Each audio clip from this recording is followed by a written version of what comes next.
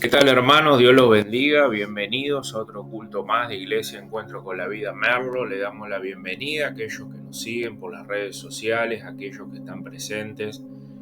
Aquí estamos, otro culto más para compartir la palabra del Señor y seguir estudiando, ¿no? Este libro del Apocalipsis, que ya hoy vamos a estar finalizando el mensaje a las 7 iglesias del Apocalipsis, finalizando hoy el mensaje a la iglesia de la Odisea, que ya hace el sábado pasado comenzamos a estudiarlo y hoy vamos a estar finalizando. Amén. Queremos contarles que nuestra iglesia ya está funcionando al público. Estamos acá situados en calle Médano 780, esquina Dumas, así que son bienvenidos aquellos que no tengan iglesia, que anden por la zona de Merlo, Paso del Rey, cerca de Merlo también, o acá quizás Parque San Martín. Acá estamos situados, así que son bienvenidos a conocer nuestra iglesia y a poder congregarse si usted no tiene ningún lugar donde se esté congregando. Vamos a orar para comenzar este culto y entregar este culto al Señor. Señor, en el nombre de Jesús te damos gracias. Gracias por tu amor y misericordia que se renuevan todos los días. Señor, gracias por poder mostrarnos en tu palabra la verdad que nos guía, la verdad que nos nutre, esa verdad que es como una luz, una antorcha que ilumina nuestro camino y nos permite saber dónde tenemos que andar. Gracias por tu palabra, por la Biblia.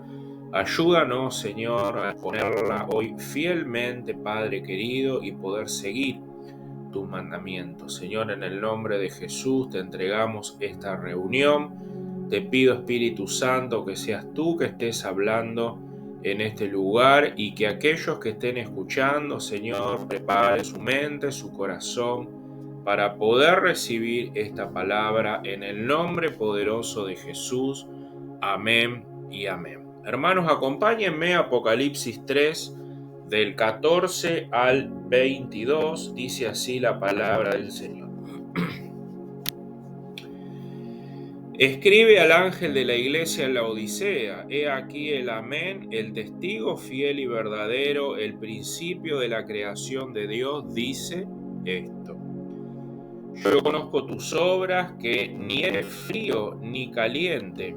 Ojalá fuese frío o caliente, pero por cuanto eres tibio y no frío ni caliente, te vomitaré de mi boca.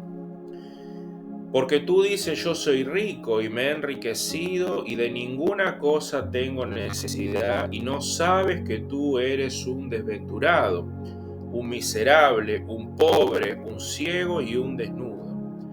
Por tanto, yo te aconsejo que de mí compres oro refinado en fuego para que seas rico, y vestiduras blancas para vestirte, y que no se descubra la vergüenza de tu desnudez, y unge tus ojos con colirio para que veas.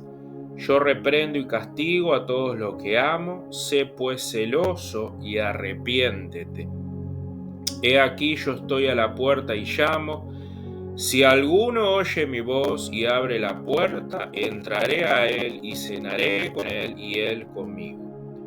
El que venciere, le daré que se siente conmigo en mi trono, así como yo he vencido y me he sentado con mi Padre en su trono.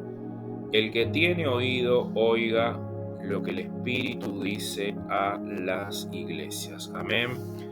Hermanos, lo primero que estuvimos viendo el sábado pasado, ¿no?, de la importancia de este mensaje, y habíamos visto, en los primeros versículos, la importancia, ¿no?, primeramente del oficio del pastor, primeramente del oficio del pastorado, la importancia de reunirnos como pueblo, como iglesia congregada, a escuchar la palabra de Dios, ¿no?, transmitida fielmente a través de las Escrituras. Fíjense que dice Apocalipsis 3:14: y escribe al ángel de la iglesia en la Odisea: he aquí el Amén, el testigo fiel, el verdadero, el principio de la creación, dice esto. Fíjense que Dios nos habla, ¿no? Y nos habla de una manera especial en la iglesia reunida, en la iglesia congregada, ¿no? Y Dios usa la figura, como vemos acá, ¿no? De un ángel, el cual lleva este mensaje de Dios, ¿no? Ese ángel representa el oficio, ¿no? De los mensajeros de Dios, de los pastores. Pero esta figura de ángel no es porque decíamos que el pastor sea un ángel, sino que se le da la figura, ¿no? De la importancia del trabajo, del oficio que tiene en el reino de Dios de poder compartir, ¿no? La palabra fielmente.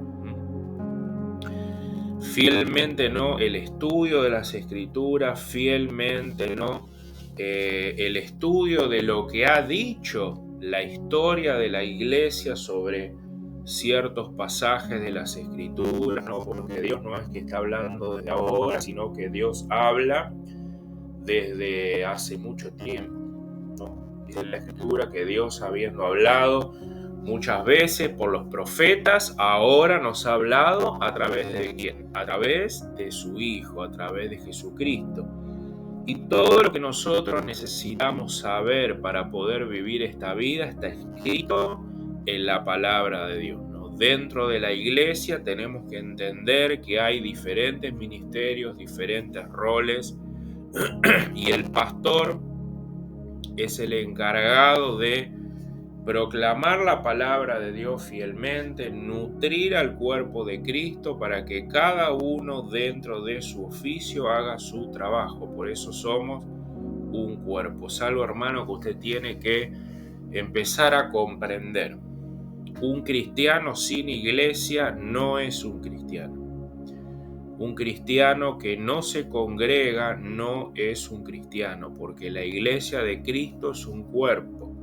La iglesia del Cristo está dividida en diferentes ministerios o oficios, donde cada uno nos nutrimos mutuamente del ministerio del otro y así juntos vamos creciendo y esperando que Jesús nos vuelva a buscar, ¿no?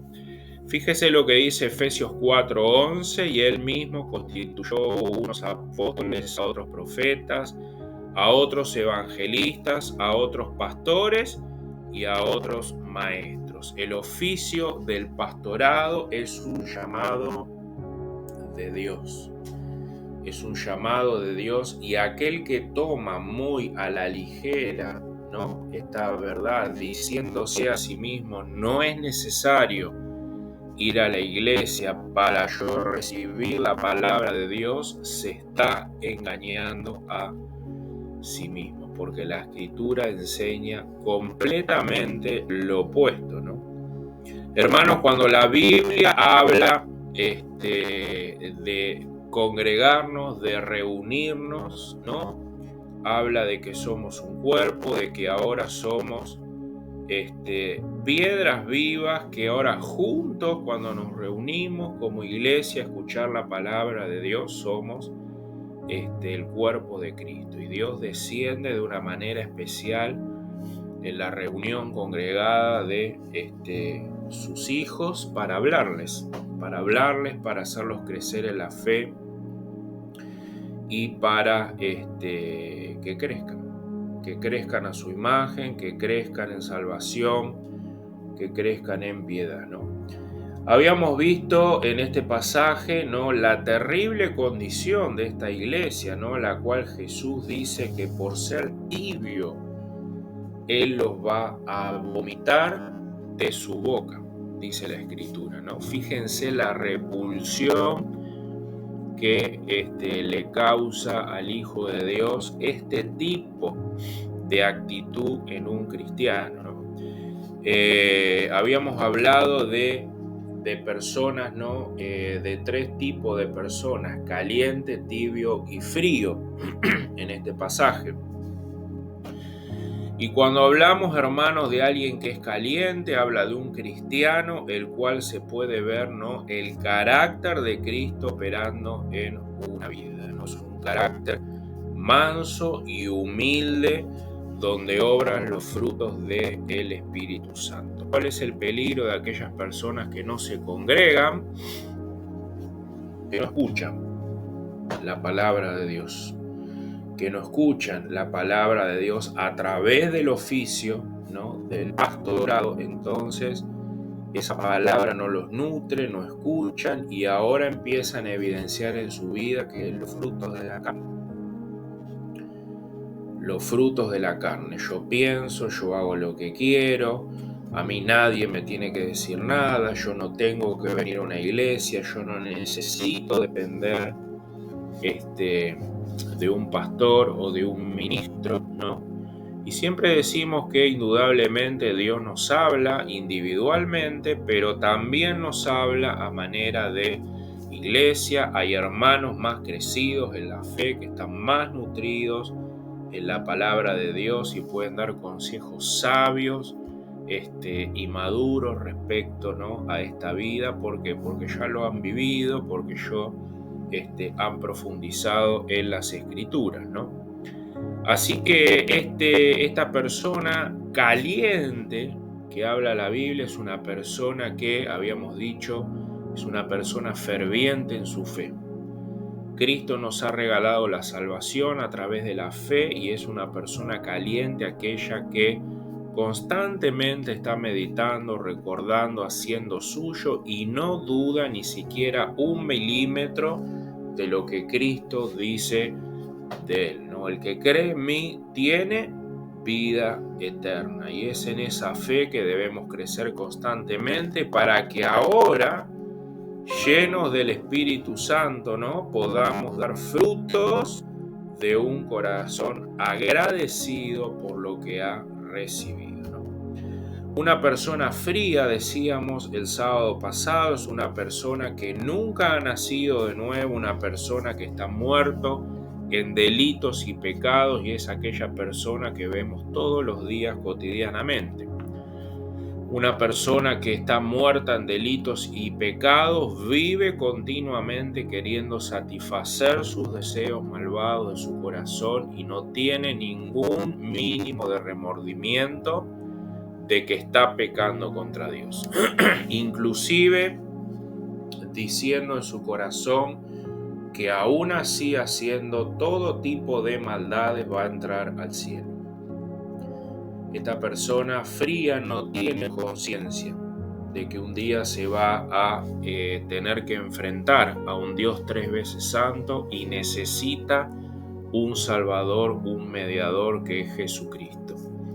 Una persona fría está en tinieblas, dice la Biblia, y no puede ver el reino de Dios. Y es ahí donde Satanás opera y lo mantiene oculto, no hasta que se le es predicado el Evangelio verdaderamente y Dios obra. Dios obra en su voluntad a través de cada persona a la cual se le es presentado el Evangelio, ¿no? Pero una persona tibia es una persona que cree ser algo que en realidad no lo es. Es el típico religioso que se identifica con la fe cristiana, hace cosas en la iglesia, ¿no? A veces viene, a veces se va, ¿no? Asiste a la iglesia, ora, lee la Biblia, memoriza pasajes bíblicos, pero su vida en lo íntimo y en lo personal no se diferencia en nada a una persona cristiana. No vemos el carácter de Cristo formarse en ese tipo de personas. Es el típico religioso que escucha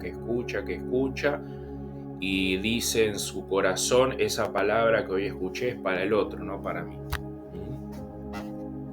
Se cree tan bien delante de Dios, se cree tan suficiente delante de Dios, que toda palabra que escucha no la hace caso. Vive su vida como quiere, ¿no?, alejado de la palabra de Dios, pero de su boca escuchamos decir: soy cristiano, ¿no? Son personas que pasan años en la iglesia y nunca cambian, hablan de la palabra de Dios, pero no la consumen. Gente que dice, pero no hace, ¿no? Cuando no creemos firmemente en la promesa de Dios, es decir, que en Cristo Jesús tengo vida eterna, mi interior no está satisfecho.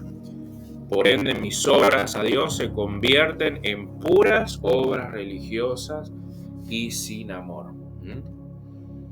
Al no estar completo en Jesús, intento tapar esa angustia con las cosas de este mundo, por ende, ¿qué nace en mi vida?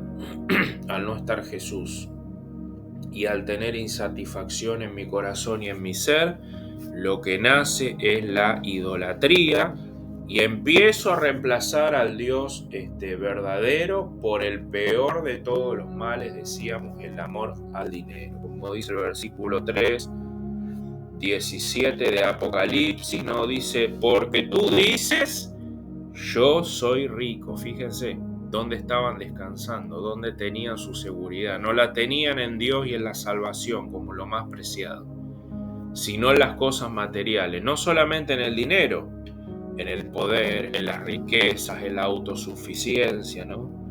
Dice, porque tú dices, yo soy rico y me he enriquecido y de ninguna cosa tengo necesidad, y no sabes que tú eres un desventurado, un miserable, un pobre, un ciego y un desnudo, ¿no? Este tipo de personas descansan en su propia justificación.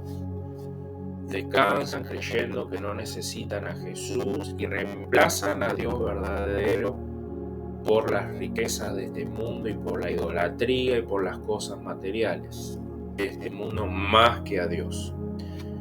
¿Cómo nos damos cuenta de este tipo de personas? Por sus frutos, ¿no? Primeramente por su actitud, por su agresividad, por su odio, por su rencor, ¿no? Contra la iglesia, personas que asisten, que se van, que no pueden estar fijas en un lugar porque buscan y buscan y buscan y no entienden que la satisfacción plena solamente está por la fe en el Hijo de Dios, ¿no? Hablando de esto, 2 Timoteo 3:5, de también falsos maestros, ¿no? Que dicen ser maestros de Cristo, pero en realidad son falsos.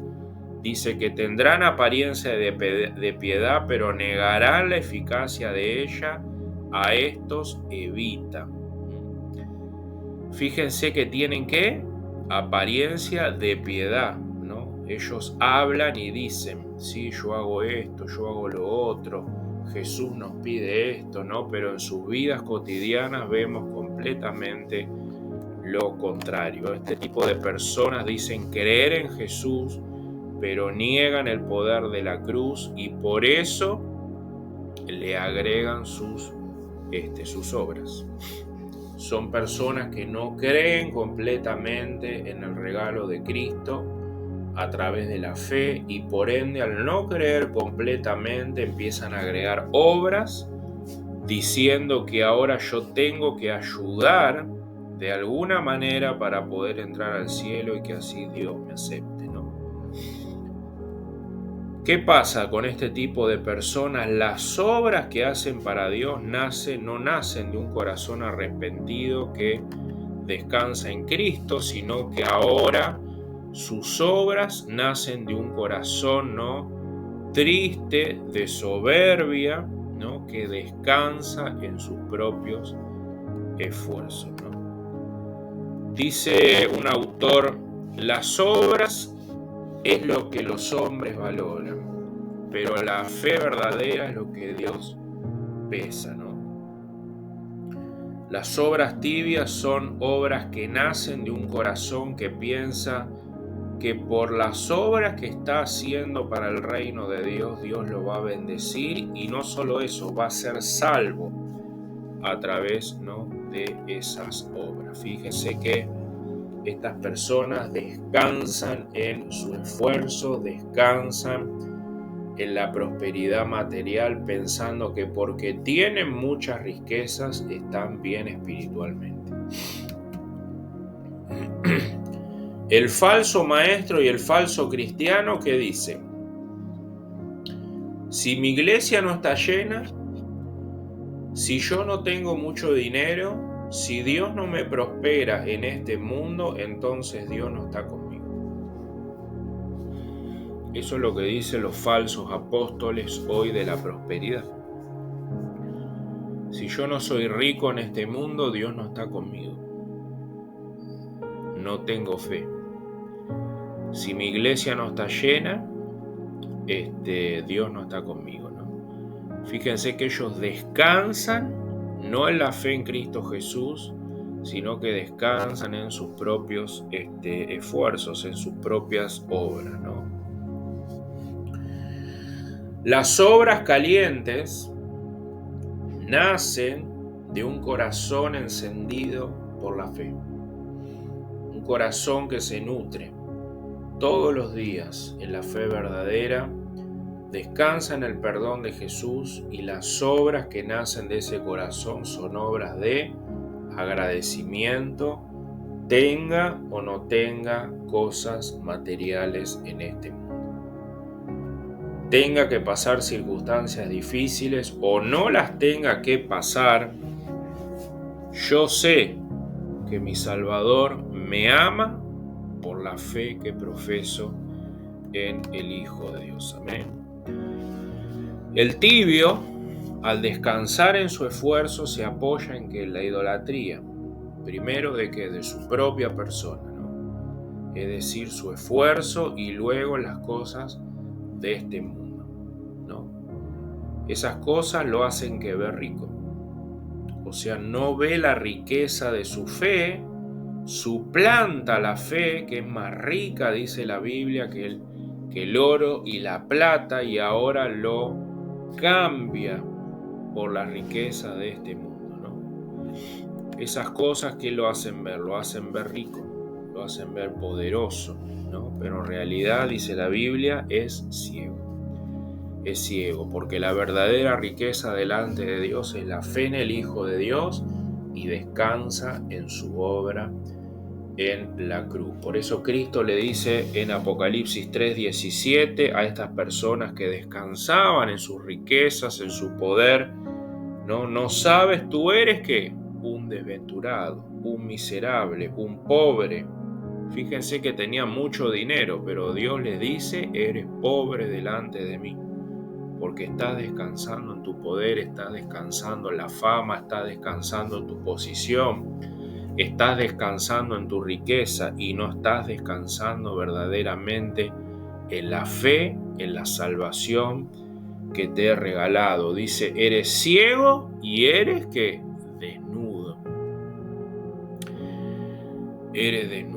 Dice el versículo 18 al 20, dice: por tanto yo te aconsejo que de mí compres oro refinado en fuego para que seas rico, y vestiduras blancas para vestirte, y que no se descubra la vergüenza de tu desnudez, y unge tus ojos con colirio para que veas.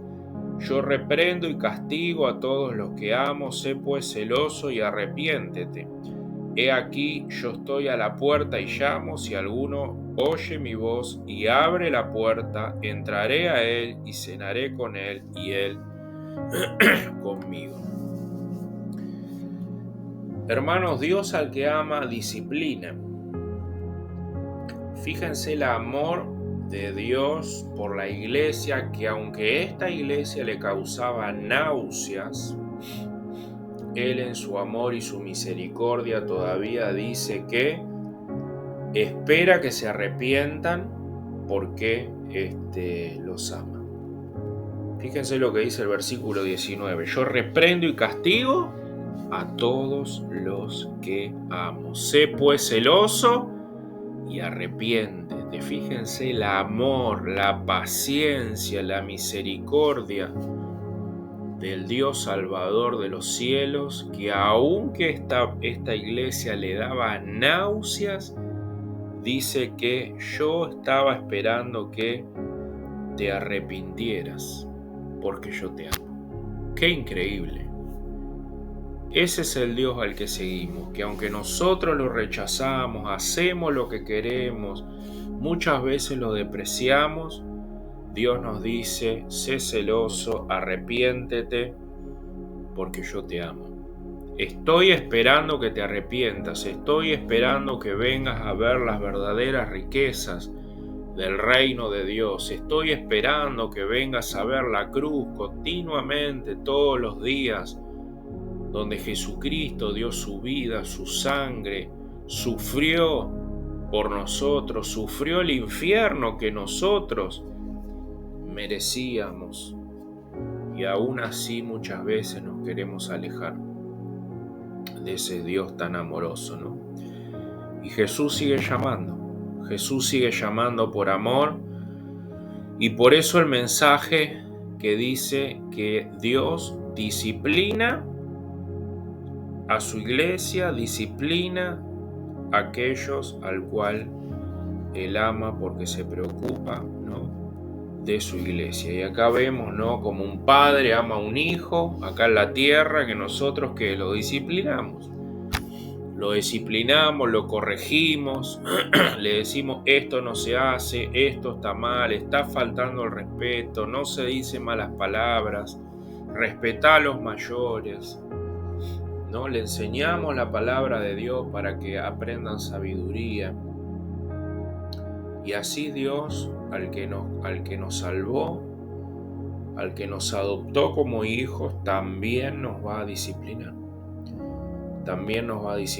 Dice el versículo, Hebreos 12 del 1 al 2, dice: por tanto nosotros también, teniendo alrededor nuestra gran nube de testigos, despojémonos, fíjense, de todo peso y pecado. ¿Cuándo viene la disciplina de Dios? Cuando empezamos a tener cargas, empezamos a tener peso, ¿no?, de este mundo. La idolatría que quiere venir a meterse en nuestra mente, en nuestra cabeza, que no crecemos en la fe del Hijo de Dios, que no crecemos a la imagen de Jesús, y en vez de eso, que ahora tenemos peso y pecado, que nos asedia, dice, y corramos con paciencia la carrera que tenemos por delante, dice, puesto los ojos en Jesús. Fíjense dónde tenemos que poner los ojos. Puesto los ojos en Jesús significa que constantemente mi mirada tiene que ser en la fe, en lo que Cristo me ha regalado, la cruz, y que yo ya estoy sentado en el cielo. Esa seguridad, esa fe, esa convicción en el Hijo de Dios llena mi interior de la plenitud del Espíritu de Dios, del amor de Dios, y ahora voy a poder empezar a luchar, a quitar de mi vida el pecado. ¿Por qué? Porque voy a estar tan lleno de Dios, tan lleno de su Santo Espíritu, tan lleno de fe, que ahora no voy a necesitar nada. Dice el libro de Romanos que el poder del pecado, ¿qué es? La ley. Cuando nosotros no estamos seguros de nuestra salvación y de nuestra fe, empieza a entrar la duda. Cuando empieza a entrar la duda, ¿qué empieza a entrar? La ley. Porque yo ahora quiero cumplir la ley para agradar a Dios. Por ende, ¿qué voy a hacer? Voy a caer en pecado. Por eso dice, puesto los ojos en Jesús, puesto los ojos en la fe que hemos recibido. ¿Qué dice? El autor y el consumador de la fe, el cual por el gozo puesto delante de él sufrió la cruz, menospreciando el oprobio, y se sentó a la diestra del trono de Dios. Y más abajo, en el versículo del 6 al 11, con respecto a la disciplina, cuando nos alejamos de esa fe verdadera, cuando nos alejamos de poner nuestros ojos en Jesús, cuando nos alejamos de la convicción de que esa fe nos lleva al cielo por lo que Jesús hizo en la cruz por nosotros, empezamos a dudar, empezamos a caer en oscuridad, ¿no? Empezamos a crear ídolos, empezamos a ver que en nuestro interior no hay gozo, hay tristeza, hay angustia. Empezamos cada vez menos a venir a la iglesia, ¿no? Dice Hebreos 12 ya desde el 6, dice, hijo mío, no menosprecies la disciplina del Señor. No desmayes cuando es reprendido por Él, porque el Señor al que ama, disciplina y azota todo el que recibe por hijo, ¿no? Si soportás la disciplina, Dios los trata como a hijos.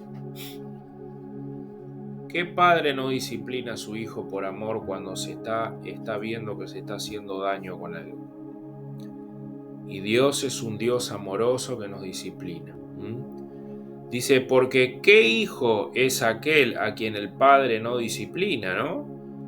Pero si a ustedes se los deja sin disciplina, de lo cual todos han sido participantes, entonces sois bastardos y no hijos. Fíjense esta deducción. Si Dios no nos disciplinara y nos dejara hacer lo que quisiera, no seríamos hijos. Pero como somos hijos, Dios nos disciplina constantemente. Por otra parte, dice, tuvimos a nuestros padres terrenales que nos disciplinaban y los venerábamos. ¿Por qué no obedeceremos mucho mejor al Padre de los Espíritus y viviremos? Y aquellos ciertamente, es decir, los padres terrenales, ¿no? Ciertamente por pocos días nos disciplinaban como a ellos les parecía, fíjense, ¿no? Pero ahora Dios, que es nuestro verdadero Padre, nos disciplina para lo que es provechoso, para que participemos de su santidad. Es verdad que a ninguna disciplina, dice el 11, al presente parece ser causa de gozo, sino de tristeza, pero después da fruto apacible de justicia a los que en ella han sido ejercitados. Hermano, qué triste es cuando Dios constantemente nos quiere disciplinar, nos quiere hacer volver al camino y nosotros con tanta dureza de corazón le decimos, Señor, yo no te necesito, puedo hacer mi vida como quiera. Qué triste, ¿no? Un Dios amoroso que ha dado todo, que nos quiere corregir, que nos quiere guiar porque su guía nos hace bien. Sus mandamientos nos hacen bien. Caminar en la luz nos hace bien. Y la corrección de Dios viene cuando nosotros nos apartamos de la verdadera fe, cuando empezamos a dudar de nuestra salvación, cuando empezamos a querer agregarle obras para que Dios me acepte y me bendiga, ¿no? Por eso la corrección es muy importante y tenemos que estar gozosos cuando Dios nos corrija, porque es una corrección ¿con qué? Con amor. Es una corrección de un padre que ama a un hijo. Dios nos ama y no quiere que nos perdamos. La disciplina de Dios ocurre primeramente cuando nos alejamos, como decía recién, de la fe verdadera y comenzamos a oscurecer la cruz de Cristo. Empezamos a dejar de ver que mi salvación está segura en Él y ahora la duda empezó a entrar en mi corazón, ¿no? Segundo, producto de eso comenzamos a preocuparnos por este mundo, por los afanes de este mundo, y eso nos lleva a pecar contra Él y a descansar en la idolatría, como vimos, ¿no? Recién. Y en un tercer lugar, ¿no? La prueba de nuestra fe produce perseverancia. A veces Dios nos quiere probar, a veces no es disciplina, sino que es prueba. Tenemos que aprender a discernirlo. Y la prueba de nuestra fe es decir, las pruebas que vamos a tener en esta vida producen perseverancia en Jesús y cada vez nos afianzamos más a Él y a la verdad que Él nos ha regalado, ¿no? Cuando entran las pruebas, las circunstancias difíciles, lo primero que nosotros pensamos es ¿qué hice?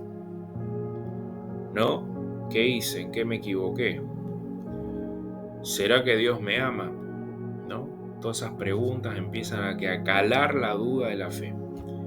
Pero si yo me mantengo firme en la fe, sabiendo que por lo que yo creo en Cristo Jesús, Él me ama eternamente y ya estoy sentado en los lugares celestiales, entonces delante de cualquier prueba voy a estar fortalecido. Ahí tenemos, ¿no? La parábola de los dos cimientos. Una estaba en ¿dónde? En la arena y otra en la roca. La roca habla de quién, de Cristo. Esa roca habla de que de nuestra fe. De nuestra fe, de que Dios nos ama en Cristo Jesús y no hay un mínimo de duda que si yo creo fervientemente, Dios está conmigo hasta el fin del mundo, como dice su escritura, ¿no? Así que ahora Jesús no solo le dice a esta iglesia que primero le muestra su amor, como dijimos recién, porque te amo, estoy esperando que te arrepientas. Pero también le dice que no tiene que comprar ropas de santidad, como dice ahí en el versículo 18, dice: te aconsejo que de mí compres que oro refinado en fuego, para que seas rico, y vestiduras blancas para vestirte, y que no sea descubierta la vergüenza de tu desnudez, y unge tus ojos con colirio para no que vean. Nosotros vimos en el primer mensaje que estas ropas de santidad simbolizan lo que Cristo hizo en la cruz y la seguridad de nuestra salvación, que ahora son regaladas por la fe a aquel que cree, ¿no? Fíjense que esta iglesia, al descansar en las cosas materiales, no tenía esa vestidura. Entonces Jesús le dice: arrepiéntete y fíjate de comprar esas vestiduras blancas que te van a cubrir y que no vas a estar desnudo. Desnudo habla de en la época que va a venir el juicio del gran trono blanco, donde todo el mundo va a estar en pie de ese tribunal, y lo único que va a salvarlos de ese tribunal es que Jesús no diga, el abogado, el mediador: ese que creyó en mí, tiene mis vestiduras, puede entrar al cielo. Esas vestiduras fueron compradas ¿por quién? Por Jesús mismo en la cruz, y ahora son regaladas por la fe, ¿no? Estas vestiduras son las únicas que nos pueden acercar al Padre, un Padre 3 veces santo que no puede admitir el pecado en su presencia, como lo habíamos dicho, pero también nos habla del cuerpo glorificado que vamos a tener cuando Cristo vuelva. Dice la Biblia que este cuerpo terrenal, mortal, tiene que ser cambiado, tiene que ser transformado, porque este cuerpo de pecado no puede entrar al cielo. Así que este cuerpo, dice la Biblia, va a ser transformado a un cuerpo igual al de Jesús, ¿no? Y dice: unge tus ojos con colirio para que puedas ver que tu desnudez. Esta iglesia no sabía que estaba descansando en el lugar equivocado, estaba descansando en su prosperidad, en la idolatría, en sus propios esfuerzos, y pensaba que estaban bien delante de Dios, pero Dios les dice: tú estás desnudo delante de mí. ¿Por qué? Porque no tenían la fe. No tenían la fe. Dice: aquel que descanse en la verdad de la fe, se dice a sí mismo: necesito un Salvador, y por esa fe tenemos vida eterna. Entonces, por esa fe Jesús entrará en el corazón de nosotros. Dice: he aquí, yo estoy a la puerta y llamo. Si alguno oye mi voz y abre la puerta, entraré a él y cenaré con él y él conmigo, ¿no? El tibio o frío se convertirá en un corazón caliente y apasionado, creciente en esa fe que le ha sido dada y que no duda del amor que ha recibido del Señor. Ambos dos pueden arrepentirse por la gracia y por la misericordia de Dios, tanto aquel que es tibio y tanto aquel que es frío. Lo vemos acá en este pasaje, ¿no? Como dice ahí el 19: yo reprendo y castigo a todos los que amo. Sé pues celoso y arrepiéntete. Así que el tibio o el frío se puede todavía no arrepentir. Dice el versículo 21 y 22, el que venciere le daré que se siente conmigo en mi trono, así como yo he vencido y me he sentado con mi Padre en su trono. El que tiene oído, oiga lo que el Espíritu dice a las iglesias. Hermano, el que venciere habla de la carrera de la fe. Aquel que ha conocido a Dios verdaderamente está seguro en Cristo Jesús. Si verdaderamente creemos en Cristo, somos más que vencedores y por la fe ya estamos sentados con el Señor. Amén. Hermanos, sigamos creyendo. Hermanos, sigamos creciendo en la verdadera fe. La fe que descansa ¿en dónde? En la cruz. La fe que descansa en el Hijo de Dios. La fe que tiene seguridad en el pacto de sangre que ha establecido Jesús con nosotros. Aquel que cree, tiene vida eterna. Aquel que descansa en la seguridad de que tu Salvador vive y te espera en los lugares celestiales. Amén. Hermanos, con esto terminamos esta iglesia de la Odisea, ¿no? Es un hermoso mensaje para que nosotros podamos analizarnos en qué tipo de situación espiritual estamos delante de Dios. Una persona fría, como dijimos, no le interesa nada de las cosas de Dios, ni siquiera viene a la iglesia, hace su vida como quiere.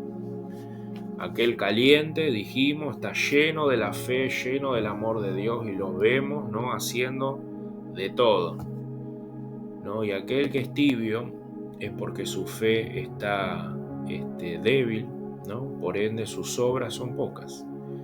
Son pocas, cada vez menos, pero Cristo Jesús aún en su amor y su misericordia les dice: arrepiéntete, arrepiéntete de tu maldad, ven y crece en la fe que te regalé, crece en la seguridad que ahora tenemos en el Hijo de Dios, y esa fe va a llenar nuestros corazones y ahora vamos a ser corazones calientes, encendidos, que es lo que a Dios le agrada. Amén. Hermanos, Dios los bendiga. Nos vemos el sábado que viene, 19:30 horas, y tenemos el miércoles a las 20 estudio bíblico. Estamos estudiando teología sistemática. Estamos viendo este miércoles, vamos a estudiar a Dios el Padre, así que los esperamos.